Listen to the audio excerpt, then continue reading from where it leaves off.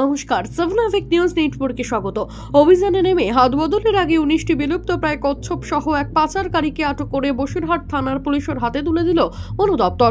বাদুরিয়া থানার কাঠিয়াহাট এলাকার ঘটনা। সূত্রের খবর, নীলকান্ত রায় নামে স্বরূপনগরের বাসিন্দা রাতের অন্ধকারে দুটি বস্তা করে 19টি কচ্ছপ পাচার করার উদ্দেশ্যে কাঠিয়াহাটের একটি নির্জন জায়গায় অপেক্ষা করার সময় খবর পেয়ে বসিরহাটের বন দপ্তরের আধিকারিকেরা নীলকান্ত রায় নামে ওই ব্যক্তিকে ধরে ফেলে।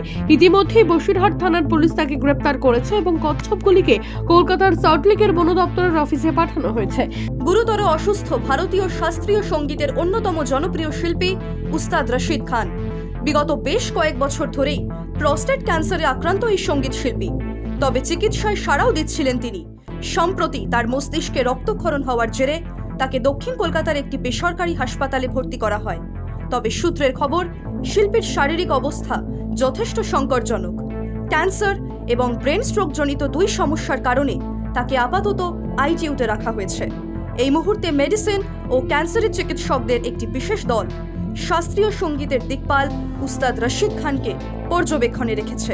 পূর্ব মেদিনীপুর জেলার ময়না ব্লকে চাঁদিবেনিয়া গ্রামে প্রতিমা সাউ মণ্ডল নামে এক গৃহবধূর অস্বাভাবিক মৃত্যুকে কেন্দ্র করে চাঞ্চল্য ছড়ালো এলাকায়।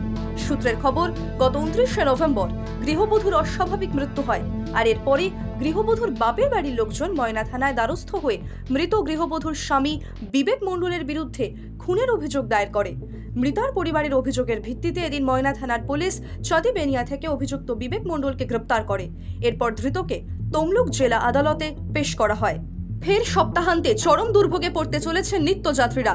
শিয়ালদা মেন লাইনে দমদম স্টেশনে কাজ চলার কারণে 8 ঘন্টা পাওয়ার ব্লক রাখা হয়েছে, যার জেরে শনিবার শিয়ালদা ও হাওড়া ডিভিশনে এক গুচ্ছ লোকাল ট্রেন বাতিল করা হয়েছে। এই ট্রেন বাতিলের জেরে প্রবল সমস্যার সম্মুখীন হচ্ছেন নিত্যযাত্রীরা। দুই ডিভিশন মিলিয়ে মোট 65টি লোকাল ট্রেন বাতিল হয়েছে। এর মধ্যে শিয়ালদা ডিভিশনের 43টি এবং হাওড়া ডিভিশনের 22টি লোকাল ট্রেন বাতিল হওয়ায় রীতিমতো ভোগান্তির শিকার হচ্ছেন অসংখ্য নিত্যযাত্রীরা। বড়দিনের মরশুমে বাংলায় সাময়িক বিরতি নিতে চলেছে শীত। বঙ্গোপসাগরে ফের ঘূর্ণাবর্ত, অন্যদিকে পশ্চিমী ঝঞ্ঝার প্রভাব। এই দুয়ের কল্যাণে সপ্তাহান্তে দক্ষিণবঙ্গের আকাশের মুখ ভার, সেই সঙ্গে 2 ডিগ্রি বাড়তে পারে তাপমাত্রার পারদ। আজও আগামীকাল সিকিমে বৃষ্টি ও তুষারপাতের সম্ভাবনা। খুব সামান্য প্রভাব পড়তে পারে দার্জিলিং এর উঁচু পার্বত্য এলাকায়।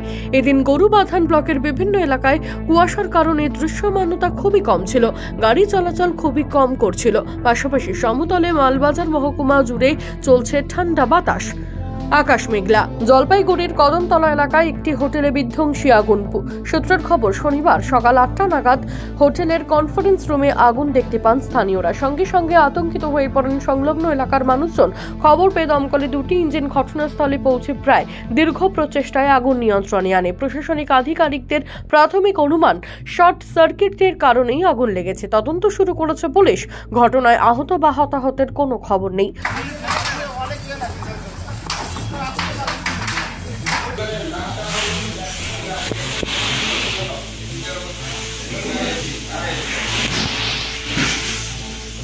বর্ষ শেষে মেট্রো যাত্রীদের জন্য সুখবর। রবিবার অর্থাৎ 24শে ডিসেম্বর টেট পরীক্ষা থাকায় কবি সুভাষ থেকে দক্ষিণেশ্বর রুটে মোট 234টি মেট্রো চালানোর সিদ্ধান্ত নিয়েছে মেট্রো কর্তৃপক্ষ। উক্ত দিনে সকাল 9টার পরিবর্তে মেট্রো পরিষেবা শুরু হবে সকাল 6টা 50 মিনিটে। তবে রাতে প্রান্তিক স্টেশন থেকে শেষ মেট্রোর সময় একই থাকছে। অন্যদিকে বড়দিন অর্থাৎ 25শে ডিসেম্বর সারাদিনে কবি সুভাষ দক্ষিণেশ্বর রুটে সব মিলিয়ে মোট 194টি ট্রেন চলবে বলে জানানো হয়েছে। জানা যাচ্ছে ওই দিন 8 মিনিটের ব্যবধানে চলবে মেট্রো। তবে মেট্রোর সংখ্যা কমলেও 25শে ডিসেম্বর অনেক রাত পর্যন্ত মিলবে মেট্রো পরিষেবা।